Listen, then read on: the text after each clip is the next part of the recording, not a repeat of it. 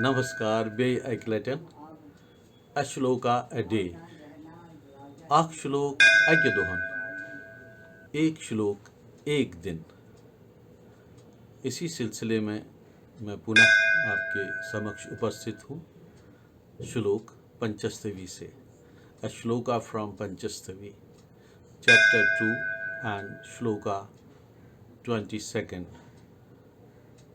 दूसरे तव का अर्थात चैप्टर का 22वां श्लोक दोयमी चैप्टर जुतोहिम श्लोक पंचस्तवी मंज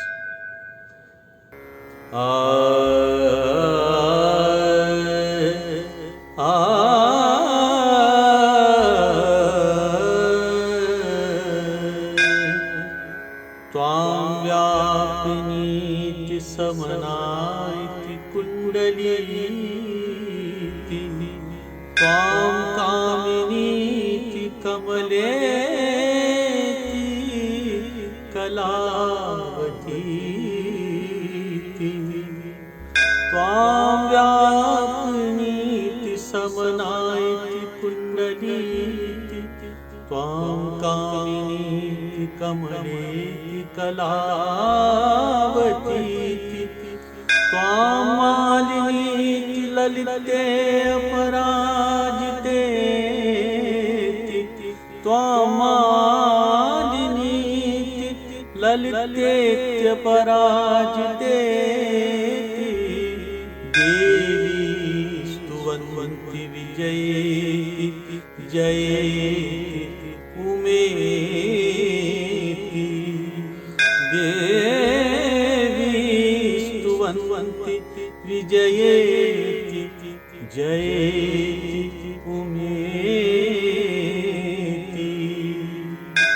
अर्थात हे देवी, भक्तजन आपको सब में व्यापक ऐसे निर्मल चित्त रूप अंतःकरणों वाली ओम की 11वीं मात्रा ऐसे कुंडलिनी शक्ति रूपा ऐसे आपको इच्छा शक्ति रूपा ऐसे आकार से शकार तक वर्ण रूपी मालाओं अर्थात कलाओं से युक्त ऐसे कमल रूप संकोच विकासमयी ऐसे आपको वर्णमाला रूपिणी ऐसे सुंदर ऐसे न किसी से परास्त हुई सबसे उत्कृष्ट ऐसे सब पर जय पाने वाली ऐसे जय देने वाली इन नामों से उमा ऐसे आपकी स्तुति करते हैं।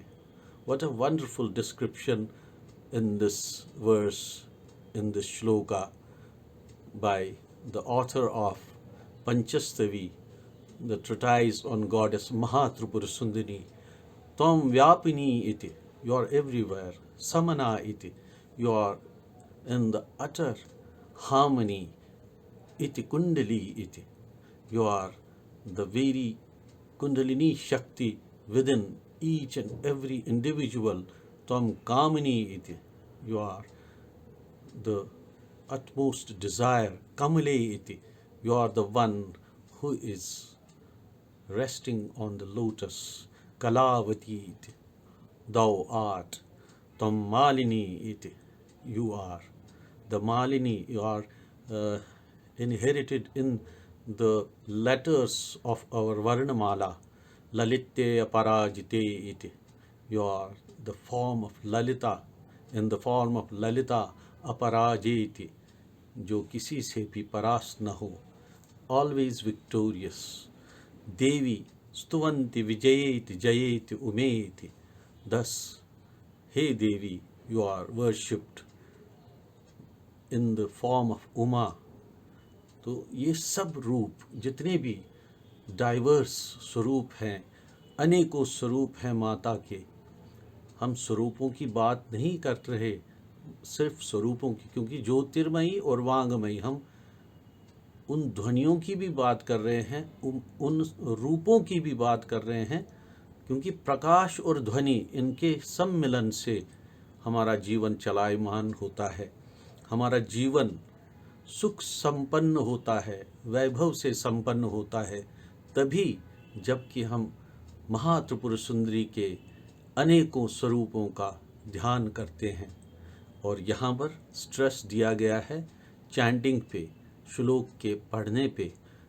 जितना हम उच्चारित करें उन ध्वनियों को, जैसे हम इसमें भगवती के उन स्वरूपों का चिंतन कर रहे हैं, अपने मन मस्तिष्क में उसको भरते हैं जिसमें अपराजित होना है, और भगवती के ऐसे स्वरूपों का ध्यान भी साथ साथ हो रहा है जहाँ पर हमारी जागृति की बात की गई हो, जागृति की बात समझाई गई हो। तो इन एस्पेक्ट्स को, इन प्रकाश स्वरूप, वर्णमाला स्वरूप और भगवती के अन्यान्य स्वरूप, विशेषकर इसमें उमा के स्वरूप की बात की गई है। भक्तजन इन स्वरूपों का चिंतन मनन ध्यान और उसमें स्वयं को निहित करते हुए अपनी आध्यात्मिक और सांसारिक यात्रा को चलायमान रखते हैं। इसे मात्र उच्चरित करने से ही प्राप्त किया जा सकता है। ओम महात्रिपुर सुंदर्यै नमः।